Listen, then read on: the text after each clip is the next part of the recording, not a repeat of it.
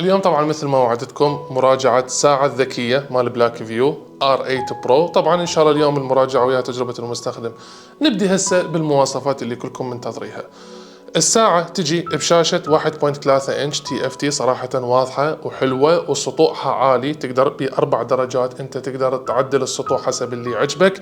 الشغلة الحلوة بيها الثانية اللي هي الحساسات، اللي هي الاول حساس ياخذ نسبة الأكسجين مالتك بالدم يقيس لك إياها، حساس ثاني اللي هو نسبة دقات القلب، طبعا بها أنظمة رياضية يعني يحسب لك العداد مال الخطوات، يحسب لك السعرات، تستقبل الاتصال ايضا، تقول لك انه عندك اتصال وتستقبل الاتصال وتقدر تجاوب من عنده وتحكي بهذا. الميكروفون مالتها يعني حلو، جودته حلوه، ولا تنسون كل هاي المواصفات بسعر جدا جدا مناسب اللي هو $30. صراحه انا عن رايي جربتها، اللي شخص متردد انه يدخل بعالم الساعات الذكيه بسبب اسعارهن او غلائهن يدخل بهاي. اما من ناحيه البطاريه فحبيبي انسى الموضوع، الجهاز طول عندي لحد الان 6 ايام على شحن واحد.